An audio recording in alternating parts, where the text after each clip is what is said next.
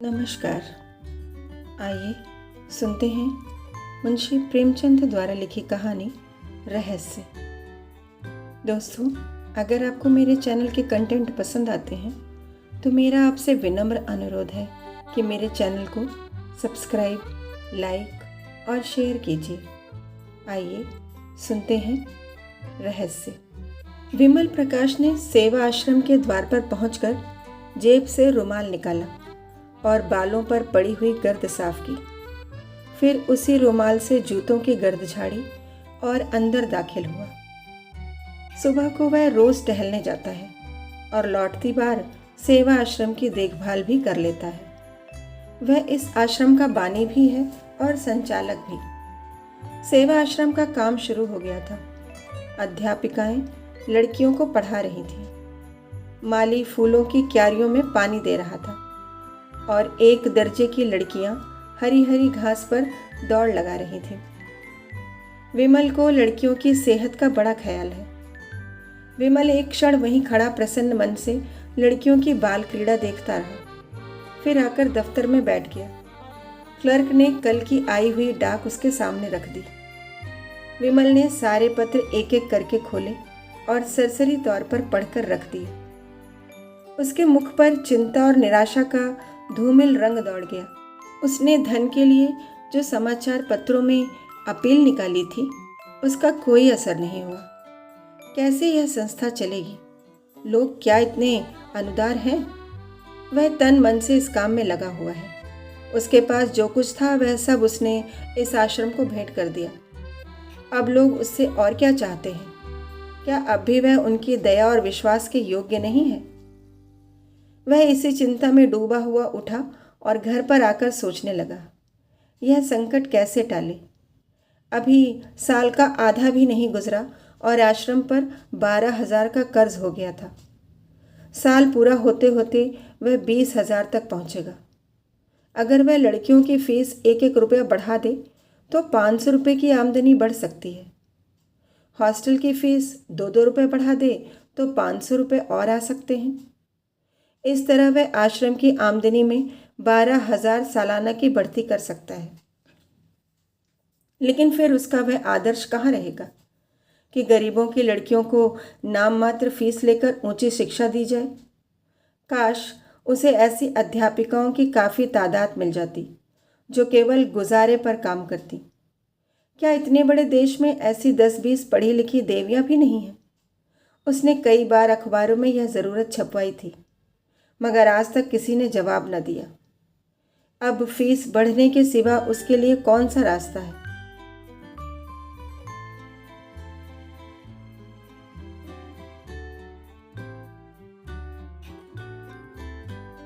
इसी वक्त उसके द्वार के सामने एक तांगा आकर रुका और एक महिला उतरकर बरामदे में आई। विमल ने कमरे से बाहर निकलकर उनका स्वागत किया और उन्हें अंदर ले जाकर एक कुर्सी पर बैठा दिया। देवी जी रूपवती तो न थी, पर उनके मुख पर शिष्टता और कुलीनता की आभा जरूर थी। औसत कद, कोमल गात, चंपई रंग, प्रसन्न मुख, खूब बनी सवरी हुई, मगर उस बनाव संवार में ही जैसे अभाव की झलक थी। विमल के लिए यह कोई नई बात न थी। जब से उसने सेवा आश्रम खोला था, भले घर की देवियां अक्सर उससे मिलने आती रहती थी।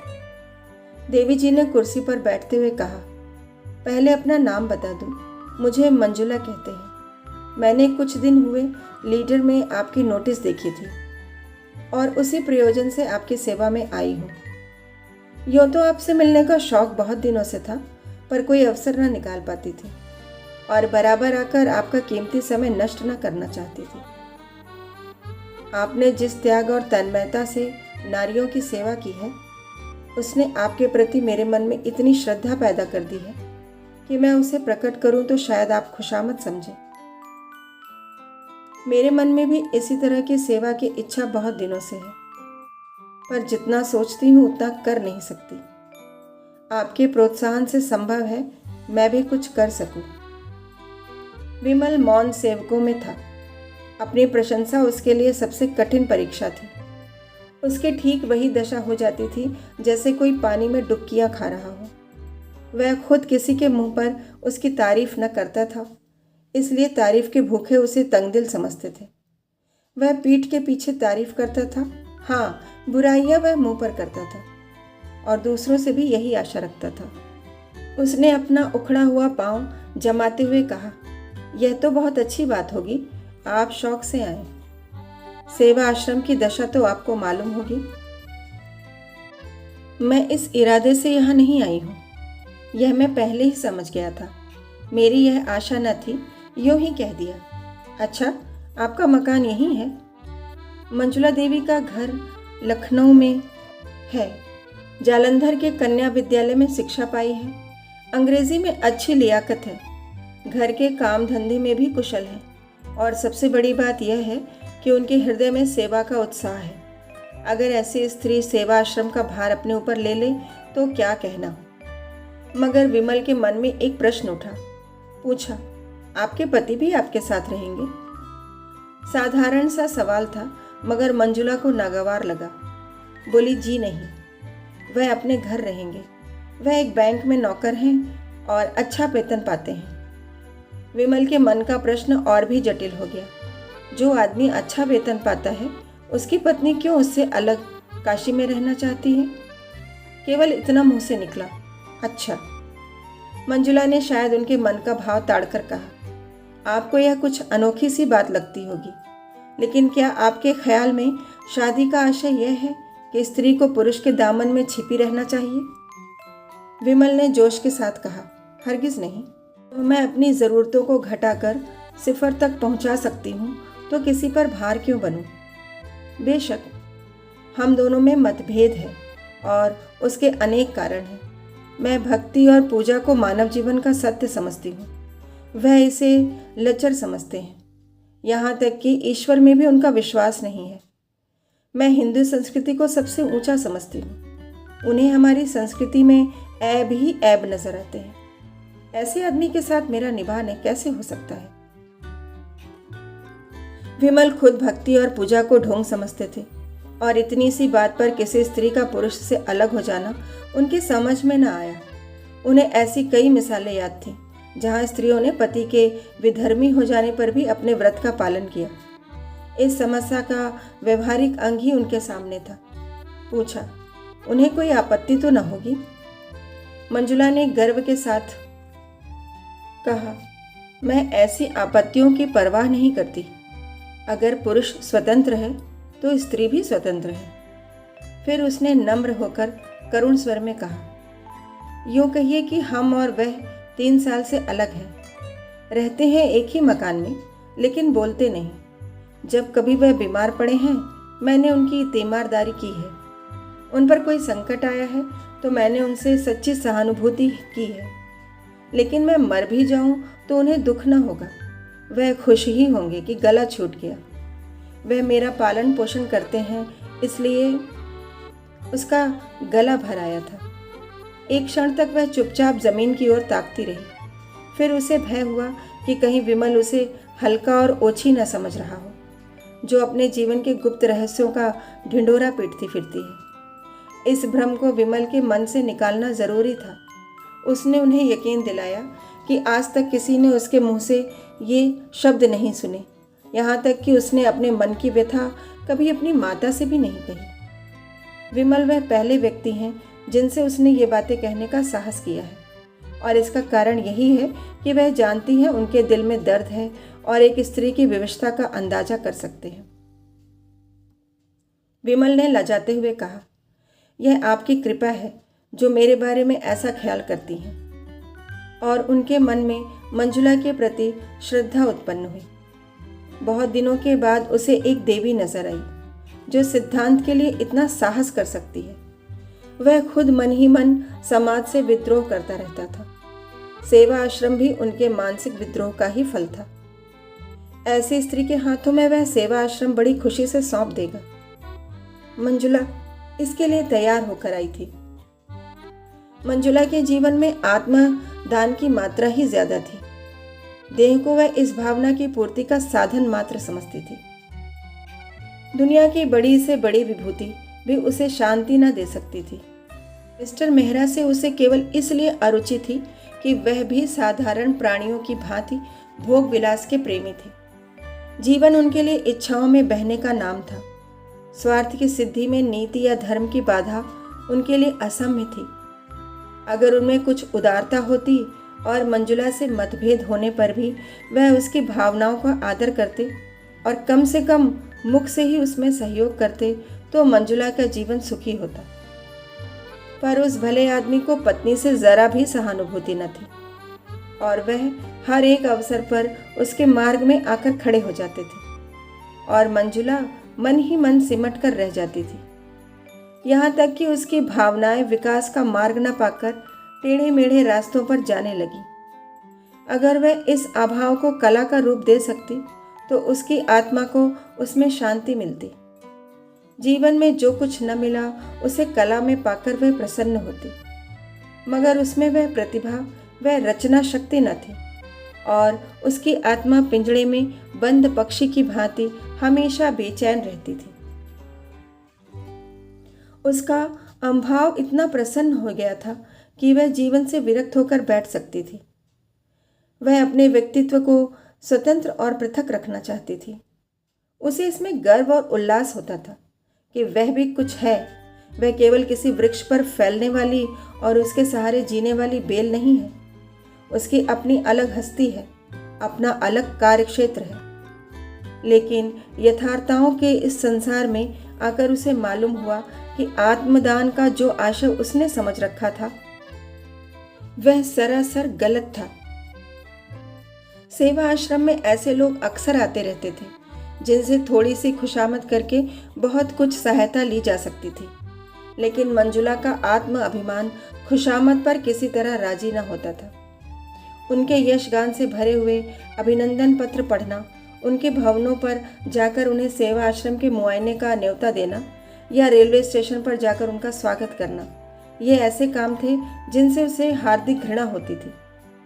लेकिन सेवा आश्रम के संचालन का भार उस पर था और उसे अपने मन को दबाकर और कर्तव्य का आदर्श सामने रखकर यह सारी नाज बर्दारियां करनी पड़ती थी। यद्यपि यह उन विद्रोही भावों को मकदूर भर छिपाती थी, पर जिस काम में मन न हो वहां उल्लास और उत्साह कहाँ से आए। जिन समझौतों से घबराकर वह भागी थी वह यहाँ और भी विकृत रूप में उसका पीछा कर रहे थे। उसके मन में कटुता आती जाती थी और एकाग्र सेवा की धुन मिटती जाती थी। इसके विरुद्ध वह विमल को देखती थी कि उसके चेहरे पर कभी शिकन नहीं आती। वही साहस मुख, वही उत्सर्ग से भरा हुआ उद्भाव, वही क्रियाशील तन्मयता, छोटे से छोटे काम के लिए हमेशा हाजिर। सेवा आश्रम की कोई कन्या या अध्यापिका बीमार पड़ जाए, विमल उसकी तीमारदारी के लिए मौजूद है। सहानुभूति को न जाने कितना बड़ा कोष उसके पास है कि उसमें जरा भी क्षति नहीं आती। उसके मन में किसी प्रकार का संदेह या संशय नहीं है। उसने एक रास्ता पकड़ लिया है और उस पर कदम बढ़ाता चला जा रहा है। उसे विश्वास है इसी रास्ते से वह अपने ध्येय पर पहुंचेगा। राह में जो यात्री मिल जाते हैं उन्हें अपना संगी बना लेता है। जो कलेवा लेकर चला है वह संगियों को बांटकर खाने में आनंद पाता है। उसे नित्य परेशानियां उठानी पड़ती हैं, खुशामदें करनी पड़ती हैं, अपमान सहने पड़ते हैं, अयोग्य व्यक्तियों के सामने सिर झुकाना पड़ता है, भीख मांगनी पड़ती है, मगर उसे गम नहीं। वह कभी निराश नहीं होता, कभी बुरा नहीं मानता। उसके अंदर कोई ऐसी चीज़ है जो हजारों ठोकरें खाने पर भी ज्यों की त्यों उछलती और दौड़ती रहती है। अध्यापिकाएं अक्सर साधारण सी बातों पर शिकायतें करने लगती हैं, कभी कभी रूठ जाती हैं और सेवा आश्रम से विदा होना जाना चाहती हैं। अगर धोबन ने कपड़े खराब धोए या कहारिन ने उनकी साड़ी में दाग डाल दिए या चौकीदार ने उनके कुत्ते को दुत्कार दिया या उनके कमरे में झाड़ू नहीं लगी या ग्वाले ने दूध में पानी मिला दिया, तो इसमें सेवा आश्रम के अधिकारियों का क्या दोष। मगर इन्हीं बातों पर यहाँ रोना गाना मच जाता है। दुनिया सिर पर उठा ली जाती है और विमल सेवक की भांति अनुनय विनय करके उनका गुस्सा ठंडा करता है, उनकी घुड़कियाँ सुनता है और हंसकर रह जाता है। फल यह है कि अध्यापिकाओं की उस पर श्रद्धा होती जाती है। वह उसे अपना अफसर नहीं, अपना मित्र और बंधु समझती है। मगर मंजुला विमल से कुछ खिंची रहती है, कभी उससे कोई शिकायत नहीं करती, कभी उससे किसी मामले में सलाह नहीं लेती। यद्यपि वह दिल में समझती है कि जिस दुनियादारी को वह आत्मा का पतन कहकर उसे हे समझती है, वह वास्तव में विकसित मानवता का ही रूप है। फिर भी अपने सिद्धांत प्रेम के अभिमान को तोड़ डालना उसके लिए कठिन है, और इस अभिमान के होते हुए भी विमल की विशुद्ध निस्वार्थ व्यवहारिकता उसे जबरदस्ती अपनी ओर खींचती है। उसने साधारण मनुष्यों के विषय में अनुभव से मन में जो सीमाएं खींच ली थी, विमल उनसे ऊपर था। उसमें स्वार्थ का लेश भी नहीं है, अभिमान उसे छू भी नहीं गया है, उसके त्याग की कोई सीमा नहीं। मंजुला के आध्यात्मिक जीवन में मनुष्य का यही सबसे ऊंचा आदर्श था, लेकिन विमल को उस आदर्श के समीप देखकर उसे एक प्रकार का हार का बोध होता था। आदर्श का महत्व इसी में है कि वह पहुंच के बाहर हो। अगर वह साध्य हो जाए तो आदर्श ही क्यों रहे।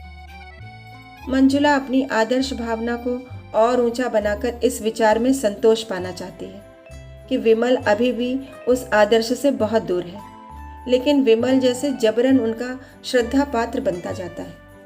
वह अपने को प्रवाह में बहने से रोकने के लिए लकड़ी का सहारा लेती है, पर उसके पैरों के साथ वह लकड़ी भी उखड़ जाती है और वह फिर किसी दूसरी रोक की तलाश में करने लगती है, और अंत में उसे यह सहारा मिल जाता है। उसने अपनी तीव्र दृष्टि में देख लिया है कि विमल उसकी कारगुजारियों से संतुष्ट नहीं है। फिर वह उससे शिकायत क्यों नहीं करता, उससे जवाब क्यों नहीं मांगता। उसी तीव्र दृष्टि से उसने यह भी ताड़ लिया है कि विमल उसके रूप रंग से अप्रभावित नहीं है। फिर यह शीतलता और उदासीनता क्यों?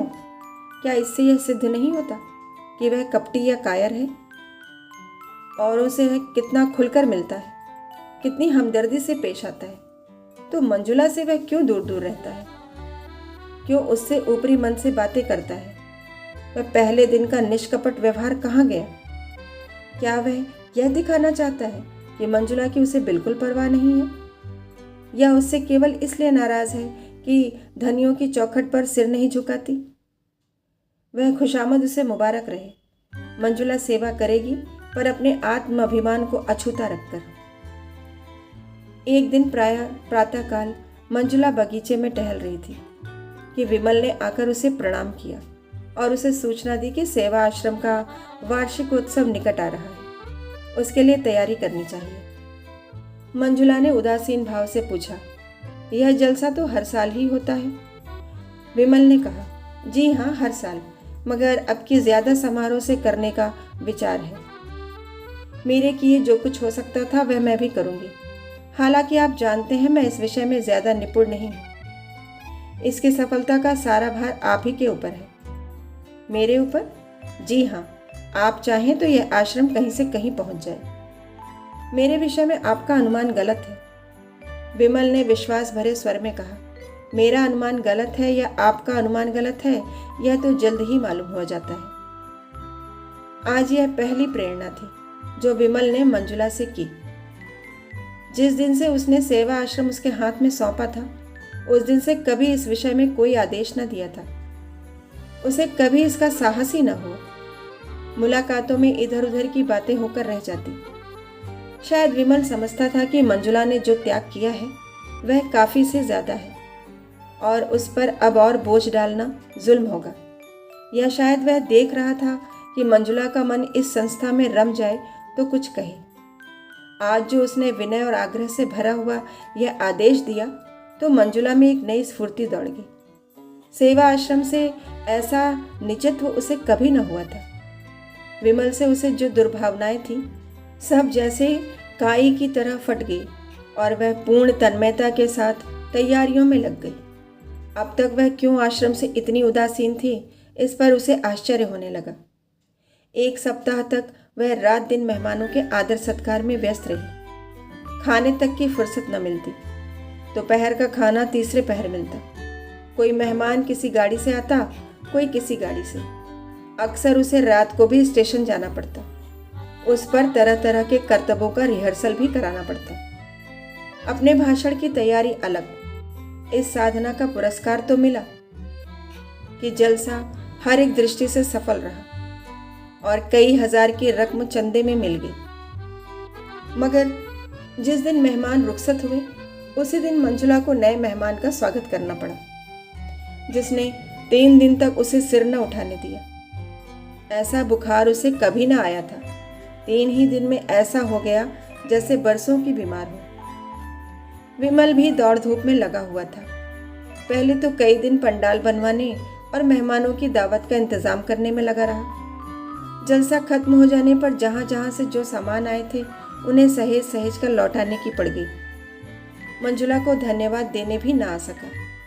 किसी ने कहा जरूर कि देवी जी बीमार हैं, मगर उसने समझा थकान से कुछ हरारत हो गई होगी। ज्यादा परवाह न की। लेकिन चौथे दिन खबर मिली कि बुखार अभी तक नहीं उतरा और बड़े जोर का है। तो वह बदहवास दौड़ा हुआ आया और अपराधी भाव से उसके सामने खड़ा होकर बोला, अब कैसी तबीयत है? आपने मुझे बुला क्यों न लिया? मंजुला को ऐसा जान पड़ा कि जैसे एकाएक बुखार हल्का हो गया। सिर का दर्द भी कुछ शांत हुआ जान पड़ा। लेटे लेटे विवश आंखों से ताकती हुई बोली, बैठ जाइए, आप खड़े क्यों हैं? फिर मुझे भी उठना पड़ेगा। विमल ने इस भाव से देखा मानो उसका बस होता तो यह सारा ताप और दर्द खुद ले लेता। फिर आग्रह से बोला, नहीं नहीं, आप लेटी रहें, मैं बैठ जाता हूँ। इसका अपराधी मैं हूँ। मैंने ही आपको इस जहमत में डाला। मुझे क्षमा कीजिए। मैंने आपसे वह काम लिया जो मुझे खुद करना चाहिए था। मैं अभी जाकर डॉक्टर को बुला लाता हूँ। क्या कहूँ, मुझे ज़रा भी खबर ना हुई। फिजूल के कामों में ऐसा फंसा रहा। और उसने पीठ फेरी ही थी कि मंजुला ने हाथ उठाकर मना करते हुए कहा, नहीं नहीं, डॉक्टर की कोई ज़रूरत नहीं। आप ज़रा भी परेशान ना हो, मैं बिल्कुल अच्छी हूँ। कल तक उठ बैठूंगी। उसके मन में और कितनी ही बातें उठी, मगर उसने होंठ बंद कर लिए। इस आवेश में वह न जाने क्या क्या बक जाएगी। अभी तक विमल ने शायद उसे देवी समझकर उसके सामने सिर झुकाया है।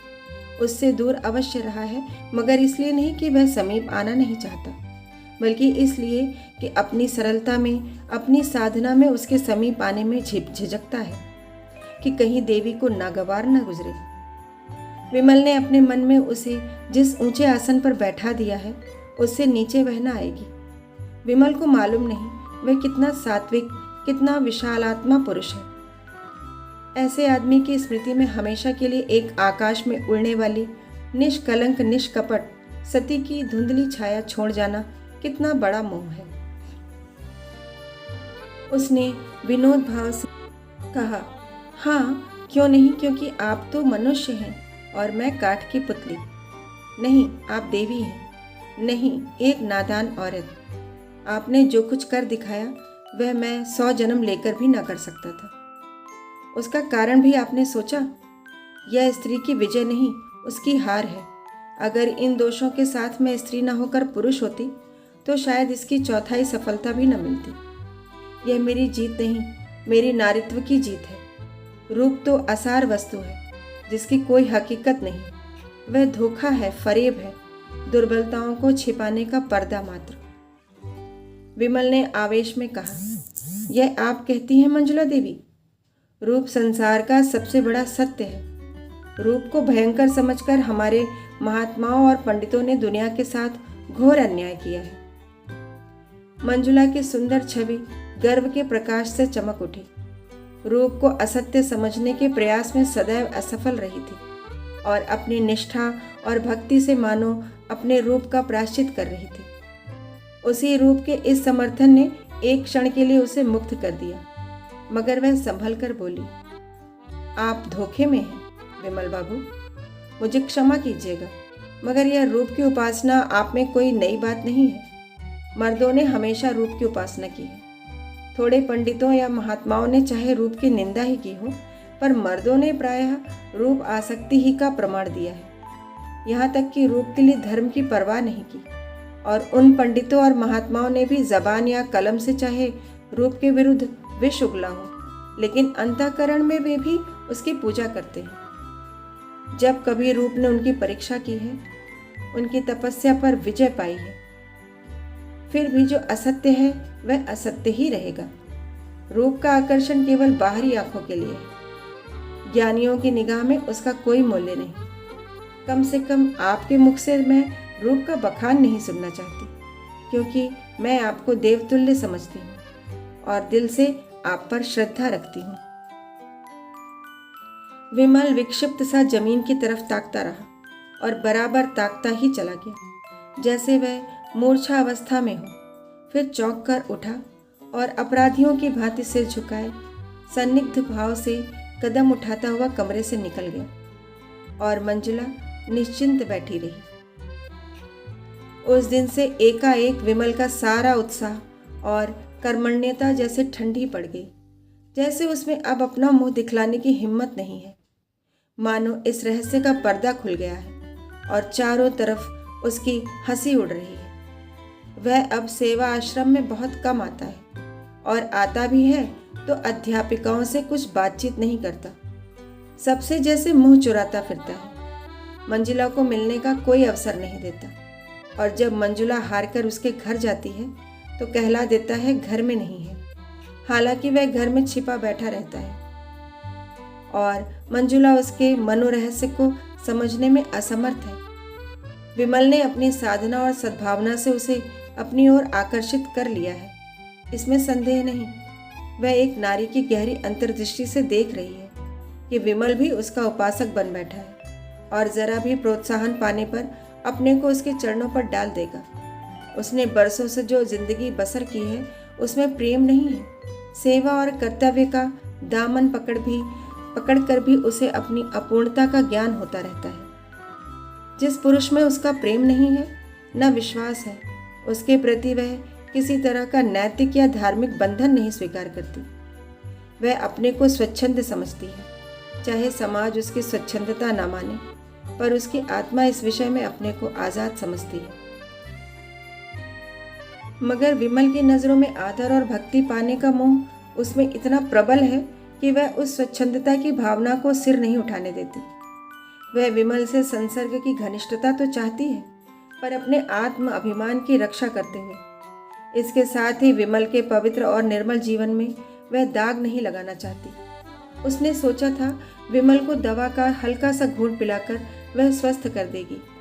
वह स्वस्थ होकर उसके मनोद्यान में आएगा, फूलों को देखकर प्रसन्न होगा, हरी हरी धूप पर लेटेगा, पक्षियों का गाना सुनेगा। उससे वह इतना ही संसर्ग चाहती थी। दीपक के प्रकाश का आनंद तो दीपक से दूर रहकर ही लिया जा सकता। उसे स्पर्श करके तो वह अपने को जला सकता है, मगर अब उसे मालूम हुआ कि दवा की वह घूंट बाधा को हरने के बदले एक दूसरा रोग पैदा कर गई। विमल में निर्लेप होकर रहने की शक्ति न थी। वह जिस चीज की ओर झुकता था तन मन से उसी का हो जाता था और जब खिंचता था तो मानो नाता ही तोड़ लेता था। उसके इस नए व्यवहार को मंजुला अपना अपमान समझती है और मन यहाँ से उचाट हो जाता है। आखिर एक दिन उसने विमल को पकड़ ही लिया था। मंजुला जानती थी विमल रोज दरिया किनारे सैर करने जाता है। एक दिन उसने वहीं जा घेरा और अपना इस्तीफा उसके हाथ में रख दिया। विमल के गले में जैसे फांसी पड़ गई। जमीन की ओर ताकता हुआ बोला, ऐसा क्यों? इसलिए कि मैं अपने को इस काम के योग्य नहीं पाती। संस्था तो खूब चल रही है, फिर भी मैं यहाँ रहना नहीं चाहती। मुझसे कोई अपराध हुआ है? आप अपने दिल से पूछिए। विमल ने इस वाक्य का वह आशा समझ लिया जो मंजुला की कल्पना से भी कोसों दूर था। उसके मुख का रंग उड़ गया, जैसे रक्त की गति बंद हो गई हो। उसके पास कोई जवाब न था। ऐसा फैसला था जिसकी कहीं अपील न थी। आहत स्वर में बोला, जैसी आपकी इच्छा, मुझ पर दया कीजिए। मंजुला ने आर्द्र होकर कहा, तो मैं चली जाऊं? जैसी आपकी इच्छा। और वह जैसे गले का फंदा छुड़ाकर भाग खड़ा हुआ। मंजुला करुण नेत्रों से उसे देखती रही, मानो सामने कोई नौका डूबी जा रही हो। चाबुक खाकर विमल फिर सेवा आश्रम की गाड़ी में जुट गया। कह दिया गया मंजुला देवी के पति बीमार हैं, इसलिए वे चली गईं। कामकाजी आदमी प्रेम का रोग नहीं पालता। उसे कविता करने और प्रेम पत्र लिखने और ठंडी आहें भरने की कहाँ फुर्सत। उसके सामने तो कर्तव्य है, प्रगति की इच्छा है, आदर्श है। विमल भी काम धंधे में लग गया। हाँ, कभी कभी एकांत में मंजुला की याद आ जाती थी और लज्जा से उसका मस्तक आप ही आप झुक जाता था। उसे हमेशा के लिए सबक मिल गया था। ऐसी सती साध्वी के प्रति उसने कितनी बेहूदगी की। 3 साल गुजर गए थे। गर्मियों के दिन थे। विमल अब की मंसूरी की सैर करने गया हुआ था और एक हॉस्टल में ठहरा था। एक दिन बैंड स्टैंड के समीप खड़ा बैंड सुन रहा था कि बगल की एक बेंच पर मंजुला बैठी नजर आई, आभूषणों और रंगों से जगमगाती हुई। उसके पास ही एक युवक कोट पैंट पहने बैठा हुआ था। दोनों मुस्कुरा मुस्कुरा कर बातें कर रहे थे। दोनों के चेहरे खिले, दोनों प्रेम के नशे में मस्त। विमल के मन में सवाल उठा, यह युवक कौन है? मंजुला का पति नहीं हो सकता, या संभव है उसका पति ही हो। दंपति में अब मेल हो गया हो। उसे मंजुला के सामने जाने का साहस न हुआ।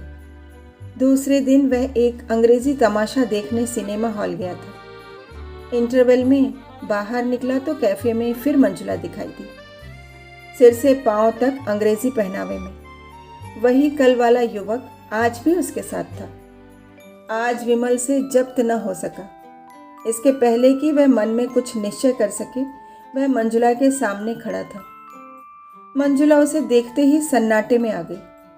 मुंह पर हवाइयां उड़ने लगी, मगर एक ही क्षण में उसने अपने आप को संभाल लिया और मुस्कुराकर बोली, हेलो विमल बाबू, आप यहाँ कैसे?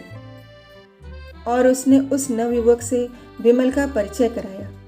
आप महात्मा पुरुष हैं, काशी के सेवा आश्रम के संचालक, और यह मेरे मित्र मिस्टर खन्ना हैं, जो अभी हाल में इंग्लैंड से ICF होकर आए हैं। दोनों आदमियों ने हाथ मिलाए। मंजुला ने पूछा, सेवा आश्रम तो खूब चल रहा है। मैंने उसकी वार्षिक रिपोर्ट पत्रों में पढ़ी थी। आप यहाँ कहाँ ठहरे हुए हैं? विमल ने अपने होटल का नाम बतलाया। खेल फिर शुरू हो गया। खन्ना ने कहा, खेल शुरू हो गया, चलो अंदर चले। मंजुला ने कहा, तुम जाकर देखो, मैं ज़रा मिस्टर विमल से बातें करूंगी। खन्ना ने विमल को जलती हुई आंखों से देखा और अकड़ता हुआ अंदर चला गया। मंजुला और विमल बाहर आकर हरी हरी घास पर बैठ गए। विमल का हृदय गर्व से फूला हुआ था। आशा में उल्लास की चांदनी सी हृदय पर छिटकी हुई थी। मंजुला ने गंभीर स्वर में पूछा, आपको मेरी याद काहे को आई होगी? कई बार इच्छा हुई कि आपको पत्र लिखूं, लेकिन संकोच के मारे न लिख सकी। आप मजे में तो थे? विमल को उसका यह उलाहना बुरा लगा।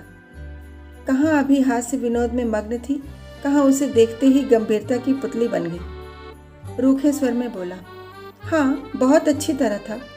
आप तो आराम से थीं। मंजुला आर्द्र कंठ से बोली, मेरे भाग्य में तो आराम लिखा ही नहीं है मिस्टर विमल। पिछले साल पति का देहांत हो गया। उन्होंने जितनी जायदाद छोड़ी उससे ज्यादा कर्ज छोड़ा।